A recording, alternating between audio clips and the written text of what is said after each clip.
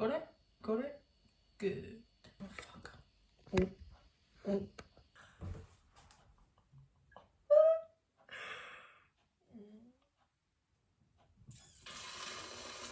Oh, that's gross. Hello. Oh, God, I've made my nose really red. No rats in this cave. That's not like this one there. I'm Batman. Different kind of mental breakdown to the other one. Oh my God. I'm losing daylight, so I need to get this done fast. Yeah. So in my previous videos, I talked about what psychogenic seizures are and non-epileptic disorder, a bit about what it's like to deal with it, and also about my neurological referral being declined, which you can see me have a mental breakdown, which is content. I made you some content. Today I thought I would talk about what it's like to manage my seizures, what it's like going out in public with seizures, what it's like to have a hidden disability, you know, when you're facing the general public and obviously institutions like companies and stuff like, I'm not going to name names, but Costa. I'm being entirely serious. The first obstacle I come across when I'm going out, or when I want to go out, is the fact that I always need to be with somebody. So if I want to go out, I can't just pop to the shop to get some chocolate buttons. I need somebody to come with me to the shop to get some chocolate buttons. So, you know, it's entirely dependent on my friends and my family's availability, which my mum works, my brother works, my sister goes to uni, my friends go to uni or they have jobs. I have my nan, and, you know, she's great, but also as well, I can't fully rely on her. I need to share the load. Sounds Gamgee. I'm gonna put that in there. Share the load. Can't put all of the responsibility on people to look after me, kind of thing. So that's one thing. The second thing is just dealing with the general public. I've come across a lot of people who don't understand how to cope in a situation when someone's having a seizure. My God! Okay, it's happening. Everybody stay calm. What's the procedure, everyone? What's the procedure? Stay calm. And some of that is down to the fact that the lack of experience and that they're just genuinely scared. And I can't put any blame on them being scared, because it is a scary thing to witness. I can imagine what it would be like in person, and I feel really terrible for the people that, you know, I scare. Boo. But a lot of the time, too much of the time, I come across a lot of people who, just because they think that they're in the vicinity of me having the seizure, that they're then entitled to explanation and my entire backstory. Sometimes it's even worse when they're training to be like a medical professional, or they're training to be a doctor, or they're training to be a nurse, or they're training to be a midwife, because they sometimes have had it where they then automatically think that it's their responsibility to look after me, even though my family have said, please do not call an ambulance. You know, we're dealing with it, this is a normal thing. She has them numerous times a day, sometimes like up to 14 times a day. Like, please, you know, we're okay, you can leave. Even though my friends and family say that to them, sometimes they insist on being part of that experience. And it's so awkward, because I wake up, I had a woman insisting I was pregnant once, and I'm like, I just ate a sandwich, I'm fucking bloated, mate. Like, leave me alone. You know, I've had like people think I'm drunk, and they've gone, oh, isn't it a shame people get that drunk? I've had people kick me out of places because it's disruptive. It's a serious thing that I never realised happened before. I've grown up in the same town my entire life. My family's grown up in this town, and to be honest, I fucking love this town. Sorry, spat everywhere. We built this city, absolutely love it. But since I've had this condition, it's opened my eyes to how people less fortunate than me would struggle. I mean, the town's cobblestoned. You know, how could people in wheelchairs get around? A lot of the places are second floor things, and especially when I'm having a bad day with seizures, I don't want to walk up a lot of steps. So it means that, you know, we're limited to the places we can go. And there's not many places, you know, it's like that offer accessibility, which is crazy. I think also having a hidden disability is difficult because when I go to use a disabled toilet, for example, sometimes they'll stop me and go, I'm really sorry, no, you can't go in there. And I feel awkward to then say, actually, no, I do have a disability, because they see me, they see the way that I dress, and they assume that that's not possible, which is really, you can't tell by looking at somebody what somebody's dealing with. I've had seizures in toilets before, both a non-disabled toilet and a disabled toilet, and with a disabled toilet, my sister was able to go to the person who was working there, get the key and open the door, whereas when I've had a seizure in a toilet stall, in a normal, small toilet cubicle, they've had to wait until I wake up from it to be able to open the door because I was in the way of the door. It's just a thing of be mindful that if someone's going to the disabled toilet and they don't look disabled, they may have a condition like epilepsy. You don't need to be in a wheelchair to be disabled. I had a close call where I had collapsed down my stairs, where I had a seizure at the top of my stairs and I fell all the way down them, down most of the stairs. And when the paramedics came, they said there was a chance that I could be paralysed, and that crushed me. It sucked because one of my first thoughts was, I'm not going to be able to do anything. Where can I go that's going to let me in?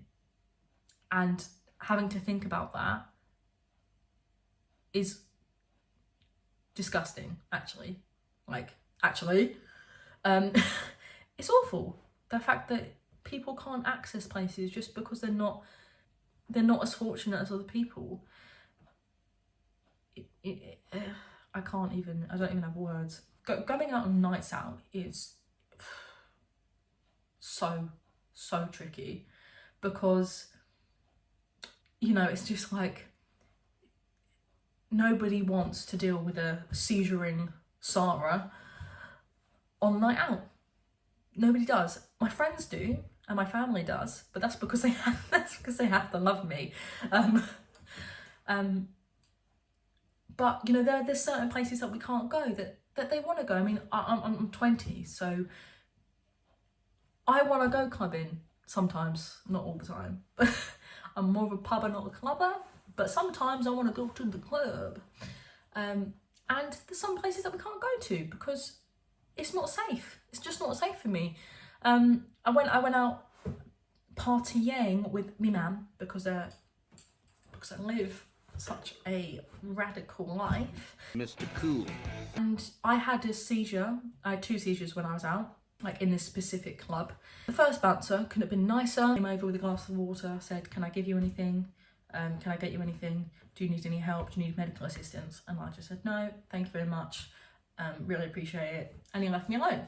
The second time I had a seizure, I was near the toilets. There was just spilt drinks and glass all over the floor, basically, typical British club. And so I sat away from, there was like a platform that was raised where the DJ was, and it was a massive platform, so I wasn't cramping the DJ's style. Like, I wasn't in the way. I was actually moving myself out of the way. He came over and said, you need to move. Like, this is the second bouncer, not bouncer number 2, because it's just shit. Number 2 came over and was like, you need to move. And I was just like, I'm going to have a seizure. I showed him my badge, because I carry a medical badge that, says seizures. And I showed him my medical badge. I explained what my condition was. And he was asking me to go outside, but to be able to go outside was downstairs. Ah, my old enemy. Stairs. And I knew the chances that I was going to have one, so I was just like, I can't move. I've moved myself out of the way. This is the safest place for me to be. And he just kept on shouting at us. And my mum was like there trying to put me in a position that would have been safe for me to have a seizure. She then had to leave my side to then speak to him, who was shouting at her. After I had my seizure, because also the stress of all this shouting made me have a seizure as well. After I had my seizure, instead of him asking if I needed medical assistance, I said to him again, I have seizures. And then he said, then why are you even here? Why are you even out? And and that, yeah, that comment fucking, that comment struck a nerve, because I've never had somebody say it that abruptly. I've had people kind of dance around it, but I haven't somebody says straight away, you shouldn't be allowed out in public, basically. And yeah, it wasn't good. Cried myself to sleep because of that. And that's probably the worst comment I've got. I've had it, like, you know, I've had so many instances that I'll probably go into more of all my, like, the horror stories of having seizures and things like that. Just dealing with the general public can be extremely difficult because they don't understand, and because they're not educated enough about hidden disabilities and what to do. And if, you know, if you're watching you have seizures, you'll know what I mean. You know what I mean? But if you're watching just because you know me, or because you've come across it and you want to know what to do if somebody has a seizure, the best thing to do is, you know, if you are concerned, to go up to if the person's awake, ask them if they're okay and if they need medical assistance, or if you can get them anything. If they're not awake, obviously ask the person that they're with. But that's all you need to do. That is all that you need to do, because you've expressed your concern, you've asked them if they need any help, and that is all that you need to do. Unless you are a doctor and you feel like it's more than a seizure, or you feel like they're visibly injured or things like that, then you can call an ambulance. But I would ask the people they're with, or the person, if they're awake first. I've had it where people have come up to me even though I've been awake, and I've asked the person with me, is she okay, even though they can see that I'm awake. So I feel like, you know, I feel like second class citizen kind of thing, where they've you know, they've skipped over me and they've talking to somebody else. It's already embarrassing. It's already embarrassing to have seizures in public, to lose control of your bladder in public. I don't, and other people who have seizures don't need other people making them feel worse than they already do, because I can guarantee you, it doesn't matter when I have one, whether I'm in public, whether I'm not. Every single time I have one, no matter how minor the situation is, whether I'm sitting down, whether I've fallen from standing up, whether I've hurt myself, when I wake up, nobody could make me feel worse than I already feel. So I don't need people to try, because it feels like sometimes that people just want to just add the little cherry on top of the cake. They just want to go, well, I can see that you're having a shit time. I can see that you've just had a seizure on the floor. So what I'm going to do is to help you, I'm going to pat you on the head. I'm going to pat you on the head and I'm going to say, oh, bless. Because that fucking blah, blah, blah, that is annoying. Yeah, there's nothing worse. I literally want to just fatten up, back on the street, took my time, took my chances. I've had people laugh, and it's like, how the fuck am I funny? What the fuck is so funny about me? Tell me what's funny. yeah, I think just dealing with the general public can be quite difficult, because it is mostly to do with people not understanding, but it's also partly to do with a hero complex that people have, and that they want to get involved, and, you know, everyone wants to be the main character, and, like she says, having a YouTube channel, it is just a thing of, like, you know, having people crowded around you and staring at you is, you know, doesn't help. Yeah, doesn't help at all. I know that doesn't fully explain what it's like to go out, but yeah. Thank you for watching. I hope that you have enjoyed it, and I hope that you've gained something from it.